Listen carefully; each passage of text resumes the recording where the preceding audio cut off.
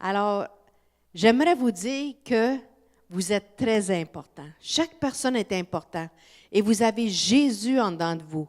Alors, partout où ce que vous allez, réalisez que vous apportez avec vous Jésus.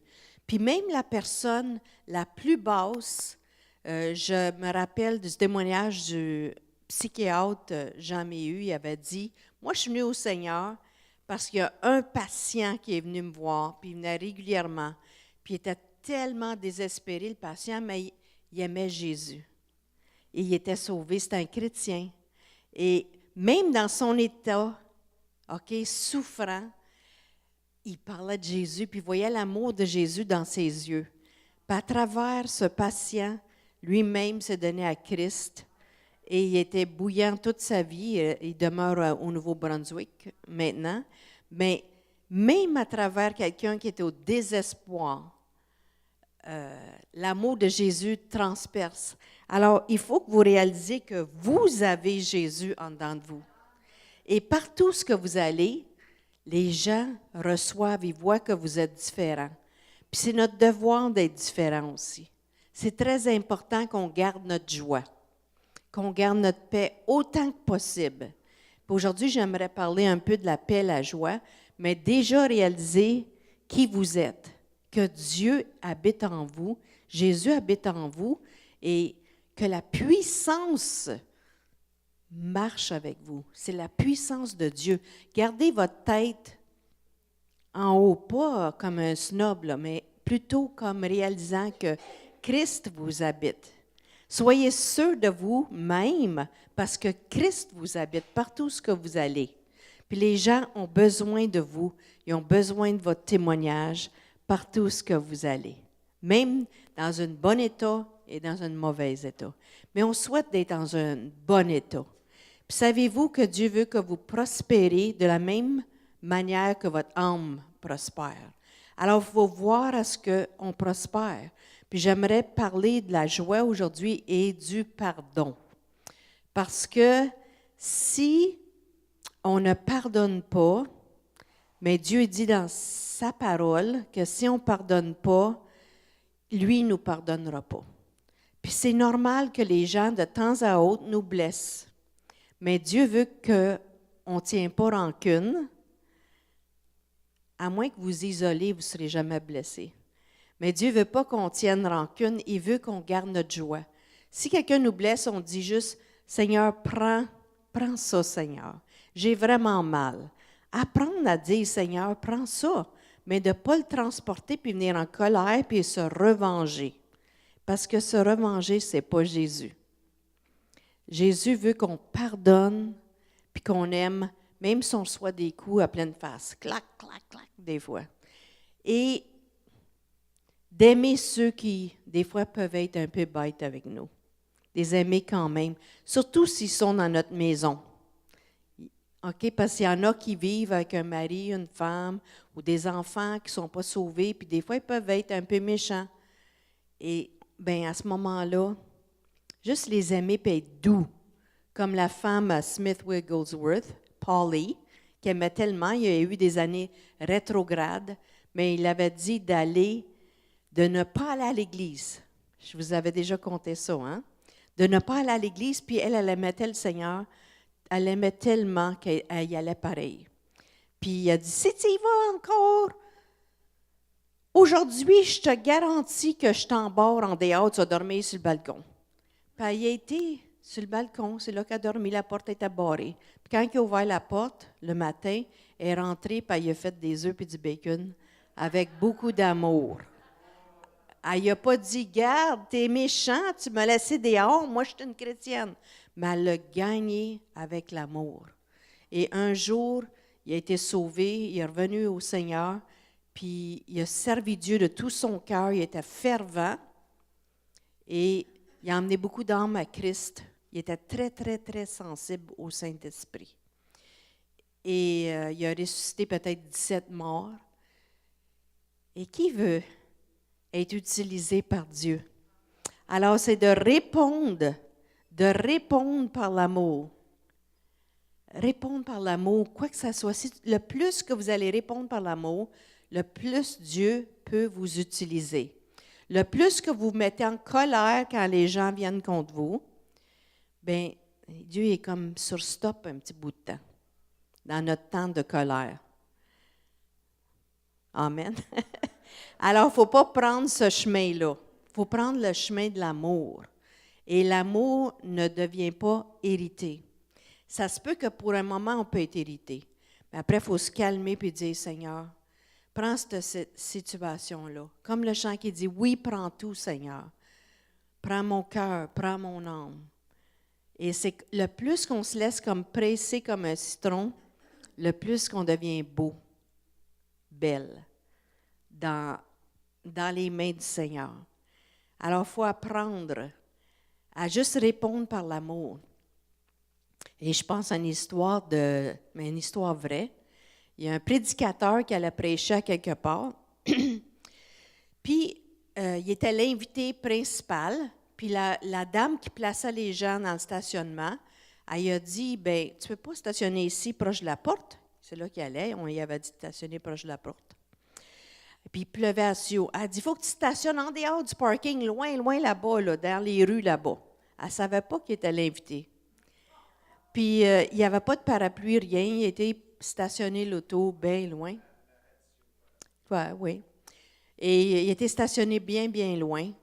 Et il est revenu, il était au poste. Il dit, c'est la radio. Et quand il est sorti, elle a dit, « Oh boy, Joel Osteen, je ne savais pas que c'était toi. » Elle dit, « Je ne savais même pas que c'était toi. Je m'excuse. Peux-tu prier pour moi? » Elle dit, « J'ai besoin de prière. » Puis dans son cœur, il a pensé, comme nous, on pourrait penser, « Je ne sais pas si je vais prier pour toi, vu que j'ai été tout trempe, puis tu m'as fait marcher 4-5 coins de rue. Je ne sais pas si je vais prier pour toi. » Mais il a prié pour elle.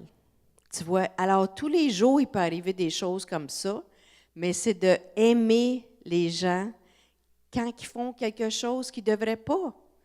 Une autre histoire, c'est Joyce Meyer qui compte ça. Elle avait fini de prêcher à 10 heures. Moi, j'écoute tous ces programmes chrétiens-là, j'aime ça. Elle avait fini de prêcher, il était 10 heures le soir, elle avait fait des réservations dans un restaurant. Et ils ont dû attendre 3/4 d'heure. Ils ont complètement ignoré. Ils ont attendu 3/4 d'heure. Tu es fatigué quand tu as fini de prêcher, puis il est 10 heures le soir. Et finalement, ils ont eu une place avec plein de monde, une équipe qui était avec eux. Et celle qui servait, la serveuse, a été chercher les liqueurs, l'eau et tout ce qu'ils voulaient.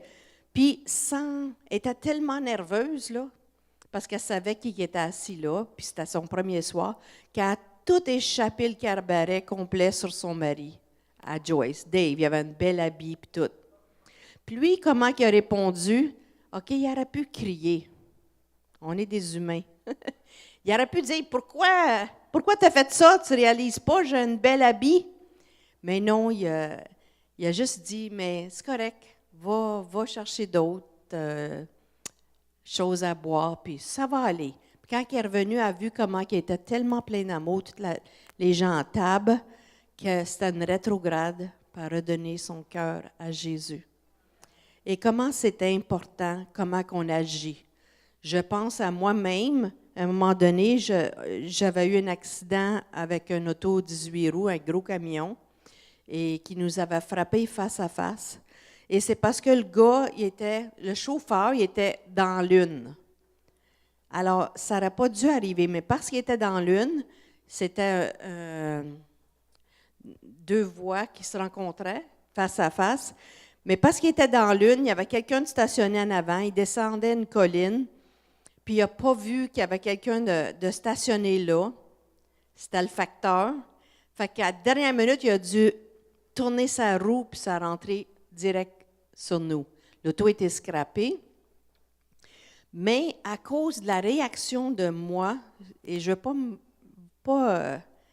me vanter, là, mais juste dire des choses qui sont vraies, à cause que nous, on a continué, on a parlé en langue, on a juste été tranquille, même si on était très nerveuse, parce que c'est moi et Myriam Vera qui étaient dans cette auto-là, qui était femme de pasteur aussi. Et oui, l'auto était scrappée, Mais on a été tellement comme, oui, nerveuse, mais douce. On n'a pas crié des bêtises. Un bon témoignage. On n'a pas dit, espèce d'imbécile, tu ne regardes pas où ce que tu t'en vas. Garde mon auto. Non, on a été douces tous les deux. Mais gloire à Dieu, on n'avait rien ni un ni l'autre. OK? Puis le métal allait tout le tour de les jambes à Myriam, puis on a dû la découper pour la sortir de l'auto. Mais quand même, on a été partis en ambulance. Ils ont découpé le métal. Oui. OK. Mais en tout cas, ils ont découpé le métal pour la sortir de là. Et pour dire que sa mère nous a écrit après, la mère du chauffeur, puis elle a dit, mon fils s'est redonné au Seigneur, c'est un rétrograde, à cause de la manière que vous avez agi. Alors les gens nous regardent, même des étrangers, ils regardent comment on agit. C'est très, très, très important. Et si on se laisse emporter, dans nos émotions, on peut devenir malade. OK? Parce que laisser aller dans la chair, on peut devenir malade. Il y en a qui sont malades, pas toutes, pas tout le monde. Mais certaines personnes sont malades parce qu'ils laissent trop emporter par leurs émotions et ils viennent tellement enragés. D'ailleurs, le patron de mon père, il était comme ça. Il venait tellement enragé, mon père disait toujours, un jour, il va avoir une crise de cœur. Puis comme de fait, il en a eu une, puis il est mort, en criant. Fait que, puis une autre personne que je connais, aussi avait un problème de crier beaucoup. Puis un jour, il y a un caillot qui a montré au cerveau, pas longtemps après, et il a été paralysé d'un côté, complètement. Alors, on est mieux de contrôler nos émotions, de dire, Seigneur, tu t'occupes de tel cas. Pardonner des personnes qui nous font mal. Tu t'occupes de telle personne et laisser ça dans ses mains. Garder notre joie et notre paix. Amen. Et j'ai 2 petits témoignages qui sont vraiment arrivés. C'est une personne, un pasteur qui nous a conté ça. Il y a une dame qui vivait en Afrique, puis elle était infirme depuis beaucoup, beaucoup d'années, 20 ans. Mais ça faisait 20 ans qu'elle en voulait à quelqu'un dans son village. Elle ne voulait plus y parler. Elle haïssait cette femme-là. Puis un jour, puis pourtant elle était chrétienne, mais ça l'arrive. Mais un jour, elle a entendu le message sur le pardon. Comment Dieu veut qu'on pardonne. Jésus, d'ailleurs, il a pardonné quand il était sa croix. Hein? Il a dit, pardonne-leur quand on l'a cloué, puis tout parce qu'ils ne savent pas qu'est-ce qu'ils font. Et cette journée-là, cette femme, elle a entendu le message de pardon. Elle ne savait même pas qu'il fallait pardonner comme ça. Et elle a pardonné l'autre femme, puis elle a entendu qu'il faut aussi réconcilier. Elle est allée voir la femme à qui elle en voulait, elle a été frappée à sa porte. Et à minuit, elle a dit, je m'excuse, je t'en voulais. Et je voudrais te demander pardon. Puis les deux se sont réconciliés, se sont caressés. Puis pas longtemps après, toute son infirmité est partie. Et comment Dieu peut nous guérir juste avec le pardon, comme ça. Et une autre dame aussi, elle n'avait pas entendu ce message-là, ça a été saisi. Et elle en voulait à son mari et ses enfants, toute la famille au complet. Et c'est des choses qui arrivent. Il y a des familles qui ne se parlent pas pendant des années. Hein? Et fait qu'elle est allée voir chacune de ses enfants, parce qu'elle en voulait à chaque enfant, mettons qu'elle en avait 5. J'ai juste un chiffre comme ça. Je sais qu'il y avait plusieurs enfants. Elle est allée les voir individuellement, puis elle a dit, je m'excuse, je t'en voulais. Peux-tu me pardonner que je t'en voulais? Puis quand on pardonne, là, oui, la blessure peut être encore là, mais ça s'en va avec le temps, à force de laisser aller. Et c'est une manière à vivre. Puis après ça, elle est allée voir son mari. Elle a dit, je voudrais te demander pardon parce que je t'en voulais. Et des fois, ça peut aller jusqu'à la haine et la rage. Elle a dit, je t'en voulais, je te demande pardon. Puis elle avait une perte de sang pendant plusieurs années. Comme dans le temps de Jésus, il n'y avait rien à faire pour la guérir. Mais c'est parti instantanément quand elle est allée les voir. Fait que les gens ne sont pas nécessairement parfaits autour de nous, puis nous-mêmes, on n'est pas parfaits. Nous-mêmes, il ne faut jamais penser qu'on est parfait, qu'on ne peut jamais blesser personne. Et si on peut apprendre le chemin du pardon, comment est-ce qu'on va transformer les gens autour de nous, puis nous-mêmes avoir la paix et la joie? Je trouve que j'ai pas mal de paix et de joie. En tout cas, je me félicite. Mais c'est pas j'essaye de mettre en pratique ce que Dieu dit. Puis il y a des gens qui peuvent me faire des coups assez difficiles des fois. OK? Pas nécessairement à l'Église, il y en a d'autres aussi. Je fréquente beaucoup de gens. Puis des gens pas sauvés. Et des fois, ils peuvent nous faire mal. Mais c'est d'apprendre à les aimer quand même. Et dire, Seigneur, j'ai pardonne. Mais c'est sûr, si quelqu'un n'arrête pas de critiquer, puis être méchant, puis c'est toujours descendre quelqu'un, tu n'es pas obligé d'être avec tout le temps. Parce qu'il faut garder aussi un bon moral, puis de la joie, puis se tenir tout le temps avec quelqu'un qui va te détruire, c'est pas nécessaire. OK, mais si c'est ton mari ou ta femme, tu n'as pas le choix. Tu ne peux pas dire « je déménage » parce que le Seigneur ne veut pas ça. Alors, on est obligé de rester, mais essayer de dire « Seigneur, tu me donnes la patience, tu me donnes ton amour, tu me donnes ton pardon » et chercher comme Polly avec Smith Wigglesworth de gagner l'autre, puis d'avoir la paix dans la maison. C'est très, très important. Est-ce que je vous avais déjà parlé un peu de Joseph dans la Bible? Parce que des fois, je parle en avant, mais je ne me rappelle pas qu'est-ce que j'ai dit de Joseph. Y en a-tu qui se rappellent? OK. J'aimerais vous parler de Joseph dans la Bible. Vous savez que quand il était petit, il a dit à sa famille, je vois qu'un jour, vous allez vous courber devant moi. Imagine, la famille qui entend ça. Vous allez vous courber devant moi comme m'honorer. Et le soleil et la lune même, les étoiles, vont faire ça devant moi. Puis son père l'aimait le plus et il avait laissé un beau manteau de beaucoup de couleurs. Puis dans ce temps-là, c'était peut-être toutes des couleurs pareilles. Il n'y avait pas la beauté du linge qu'on a aujourd'hui, mais lui avait un très, très beau manteau. Alors les frères étaient bien jaloux. Puis un jour, quand il a été dans les voir avec la nourriture, parce qu'il s'occupait des brebis, bien, ils ont dit, on va le tuer, on l'haït assez, on va le tuer. Puis ils ont voulu le mettre dans un puits. Mais après ça, ils ont changé d'idée, on va le sortir du puits, c'est quand même notre frère, on va le laisser. Puis ça, c'est, si Joseph a pardonné tout ça, vous allez voir plus tard, comment plus que nous, les histoires de la Bible, c'est pour nous. C'est pour nous d'être un exemple. Comment plus nous autres aussi, on peut pardonner. Et ils l'ont sorti du puits, puis ils l'ont vendu en esclavage. Mais il était tout petit à ce moment-là. Il avait peut-être autour de 10 ans, je crois. En tout cas, il était jeune. Il était jeune. Je ne sais pas l'âge, mais il était assez jeune. Puis imagine comment il a dû pleurer de laisser sa famille au complet. « Salut, Joseph! Bon débarras! » Mais il pensait détruire Joseph, mais c'était dans le plan de Dieu. Et des fois, il y a des choses qui nous arrivent qui sont horribles, mais c'est dans le plan de Dieu, quand même. Parce que si on voit à la fin de l'histoire comment que Dieu il a fait des grandes choses avec Joseph. Fait que même là-bas, quand il est arrivé en Égypte, il était aux côtés du roi parce qu'il était tellement talentueux, tellement aimable, qu'il montait avec des promotions. Puis il était aux côtés de, je pense, c'était Potiphar, à ses côtés comme deuxième. Puis là, sa femme, pendant que le mari était parti, elle le trouvait pas mal beau. Fait qu'elle a couru après lui.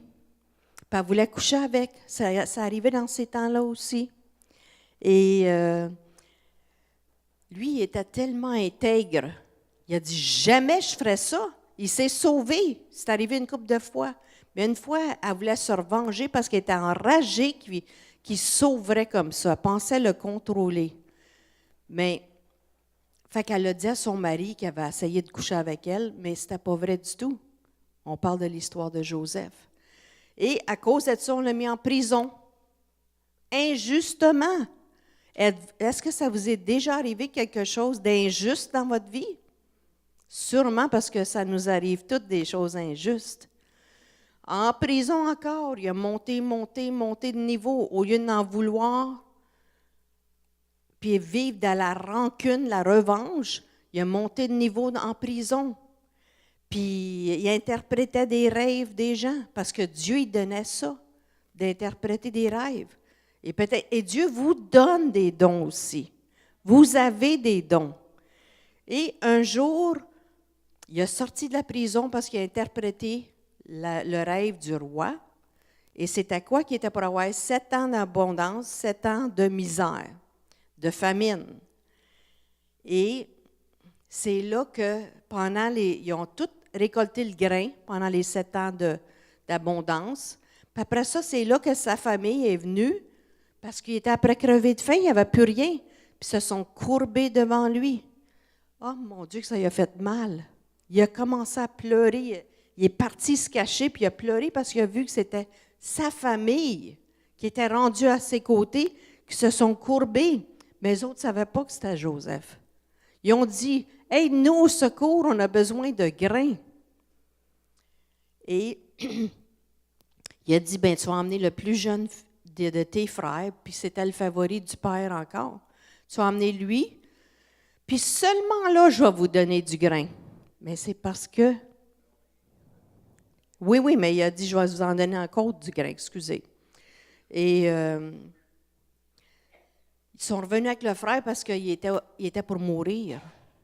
Sinon, il était pour mourir. Puis le père, il a dit, « T'es pas pour m'enlever. Déjà, Joseph, il est mort. T'es pas pour m'enlever encore le plus jeune. » Mais ils sont revenus, puis ils ont fait ça. Puis encore, quand ils sont revenus avec le plus jeune, il a tout reconnu la famille. Il était pleuré encore. Puis après, il est revenu, puis il a dit, « Ben, je suis votre frère, Joseph. » Imagine, c'est vraiment que toute la famille s'était courbée comme le rêve qu'il avait eu. Et comment Dieu il est grand qu'il a pu les pardonner.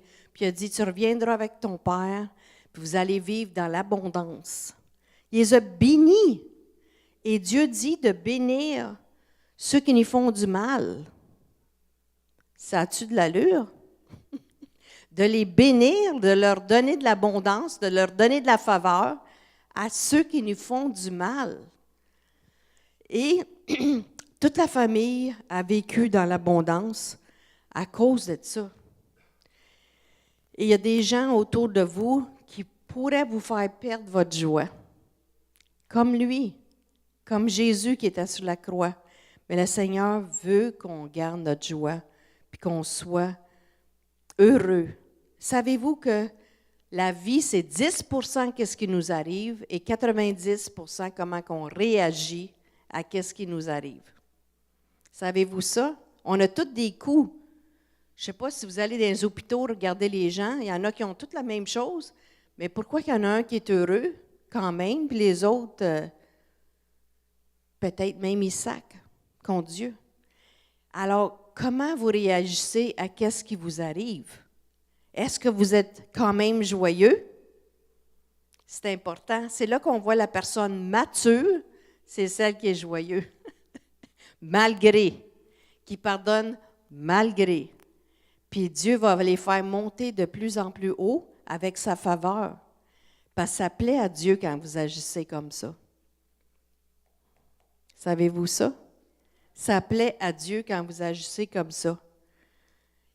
Et les gens regardent, vos enfants vous regardent, comment vous agissez aux épreuves autour de vous. Ils voient la vraie personne quand vous n'êtes pas à l'église. Ils voient si vous agissez avec amour, puis vous bénissez ceux qui vous font du mal, ou si vous êtes rancunier, puis enragé tout le temps. Ils voient ça, ils ne sont pas fous, puis ils vont devenir comme vous. Je vous garantis, les enfants deviennent comme les parents souvent. Et même si ça prend du temps, vous allez récolter si vous bénissez ceux qui vous maudissent. Parce que Dieu dit, c'est facile d'aimer ceux qui sont aimables avec nous, mais d'aimer ceux qui nous font du mal, c'est moins facile, hein? Êtes-vous d'accord? Ça, s'il n'y en a pas qui peuvent dire que c'est facile. Alors, c'est d'apprendre à être victorieux, même quand on est offensé. Apprendre à avoir la joie, même quand on est offensé. Dites, je suis victorieuse. Amen. Et on veut vivre longtemps. C'est pas à cause des circonstances. On a toutes des circonstances à chaque jour. C'est impossible de ne pas avoir des circonstances. Il y a des belles choses, des moins belles choses. On est dans le trafic à tous les jours, ceux qui conduisent. On peut être de bonne humeur puis louer Dieu ou être enragé que quelqu'un nous bloque en avant ou quoi que ce soit. Quelle sorte de témoignage qu'on a. Jésus il dit dans Jean 14, 27, si on peut le mettre sur l'écran, « Je vous laisse la paix, je vous donne ma paix. Je ne vous donne pas comme le monde donne, que votre cœur ne se trouble point et ne s'alarme point. » Le Seigneur ne veut pas qu'on s'alarme.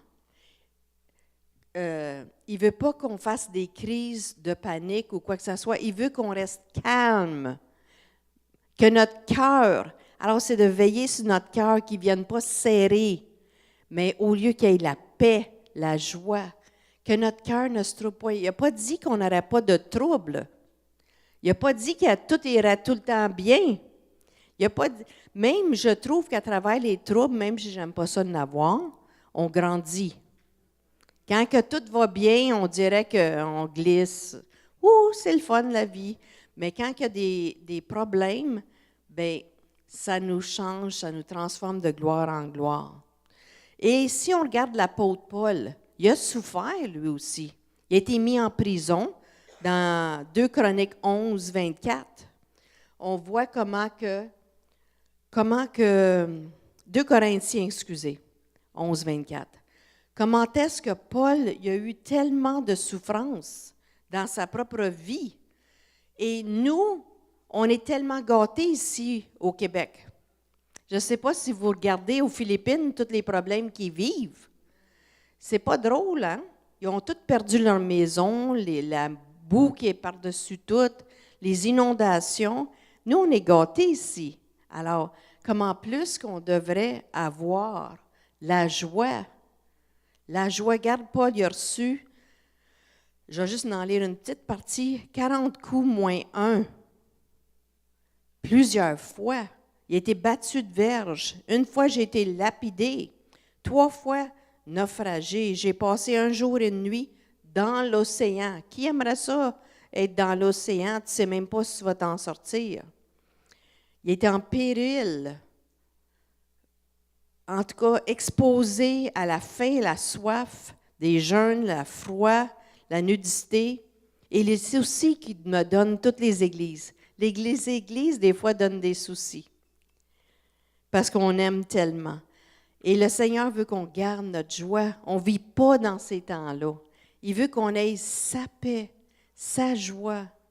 Il veut qu'on rie. Savez-vous que rire, ça fait du bien? L'autre jour, j'étais avec ma soeur au téléphone, on riait tellement qu'on en pleurait. Ça fait du bien. Ça fait beaucoup de bien rire. Et juste rire des choses qui se passent, dire, Seigneur, je te fais confiance. Je vais être dans ton repos. Je veux porter un sourire. Je veux avoir ta joie. Au nom de Jésus, je veux ta joie. Je veux être ton enfant pour gagner toute ma famille à toi. Même si des fois, ils ne sont pas gentils, je veux ta joie, Seigneur. Je veux ta paix tout le temps. Et de ce temps-ci aussi, le Seigneur, dans le temps de Jésus, les gens marchaient beaucoup. Hein? Aujourd'hui, les gens sont trop assis. Le Seigneur nous a mis à cœur, moi et mon mari, on marche à tous les jours une demi-heure. Bien, presque. On essaie, c'est notre but. Et aujourd'hui, j'ai fait de l'exercice avec Angela.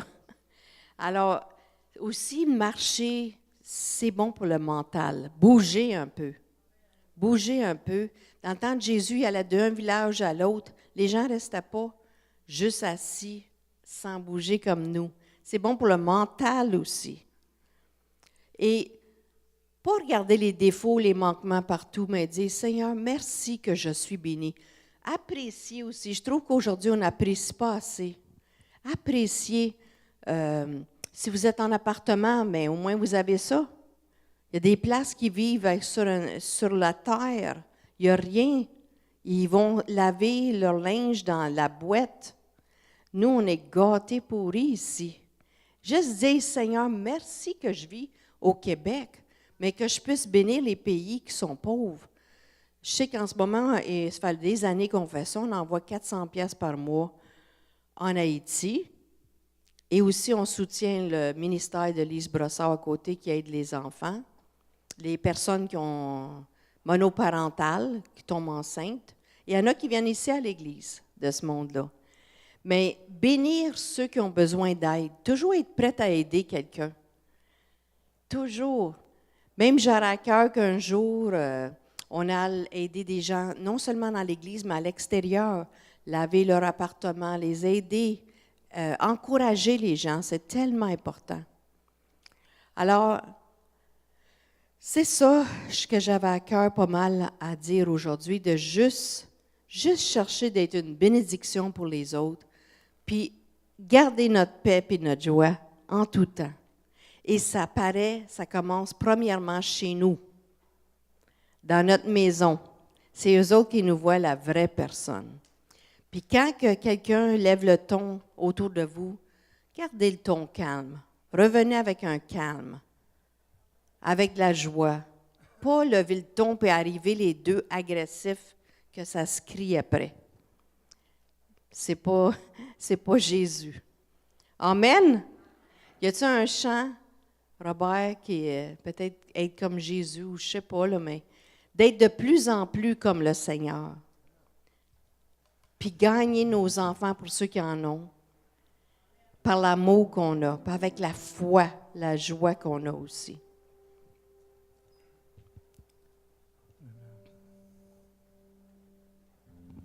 Amen. J'aurais à cœur qu'on puisse se lever puis tout le monde venir en avant. Parce que qu'est-ce que mon épouse a partagé ce soir, c'est on a tous un petit peu de qu'est-ce qu'elle a partagé. Est-ce que vous croyez qu'est-ce que je dis? Comment que des fois, on n'est pas le témoignage qu'on devrait être parce qu'on a des élans de colère ou des fits de rage ou des mauvaises réactions à ce que les gens nous disent quand ils nous parlent. Puis, au lieu de simplement dire on va faire un appel pour une ou deux personnes, je pense que tout le monde devrait venir en avant. Puis, est-ce que je peux entendre un amen? Roosevelt, je peux entendre un amen? Amen, OK. Juste être sûr que tout le monde est d'accord. Puis qu'on puisse chanter ce chant-là, être comme Jésus. Parce que le problème, c'est que le monde est rentré dans l'Église. Amen? Puis nous, on doit sortir le monde de nous. Puis on doit laisser rentrer Jésus en dedans de nous. Plus que Jésus va prendre la place en dedans de nous, plus qu'on va être semblable à lui. Amen? Alors ce soir, quand on chante ce chant-là, qu'on puisse se souvenir de qui Jésus était, comment que Jésus a marché sur cette terre, puis comment il s'est abandonné à la volonté de son Père. Ce n'était pas sa volonté. Parce que le problème avec ce que Pasteur Louise a partagé ce soir, c'est que c'est notre volonté qui est là, puis qui ressort. Vous savez ce que je veux dire? Hein? Au lieu que ce soit sa volonté. Non pas ma volonté, mais sa volonté. Alors en chantant ce chant-là, puis on est tous coupables. Peut-être à différents niveaux, mais on a tous une petite partie en dedans de nous autres qui veut faire que ça nous tente de faire. Alors on va chanter ce chant-là une couple de fois, puis on va terminer comme ça. Il y a une chose que je fais depuis un bout de temps. Quand il y a des choses, tu sais, des fois, il y a toutes sortes de personnes qui peuvent faire des choses. Peut-être quelqu'un qui te coupe en char. Là, tu sais, ou des voisins bruyants ou des choses comme ça. C'est ça, les voisins bruyants, exactement. Et j'ai mis, ce que je vais dire, je l'ai mis en pratique pour mes voisins bruyants. Et ce que je fais, c'est comme un automatisme. Je bénis ces personnes-là. Amen. Je bénis ces personnes-là, je les bénis, je les bénis, je les bénis. Et je ne laisse pas la chance à un mauvais sentiment de naître en moi. C'est exactement ça que ça fait. C'est puissant. Je les bénis, puis il n'y a pas une animosité, il Il n'y a pas une colère ou quoi que ce soit qui a la chance de naître dans mon cœur. Aussitôt que je vois qu'il y a quelque chose qui, dans le des fois on se met à penser, aussitôt que je vois qu'il y a quelque chose qui veut prendre le dessus, là, je les bénis tout de suite, je les bénis, puis ça passe. Amen. Je vais répéter ce que j'ai dit dimanche à propos de Joyce Meyer. Joyce Meyer s'est réveillée un matin, puis elle a commencé à penser négativement d'une personne. Puis le Saint-Esprit le saisit, puis elle a dit non, je ne veux pas penser ça de cette personne-là. Puis elle a commencé à penser des bonnes choses de cette personne-là. Et soudainement, ça a tout changé son attitude envers la personne. Amen. Alors, c'est une question de volonté aussi. Amen. Puis de vraiment se prendre en main, puis de ne pas se laisser contrôler par le diable. Amen.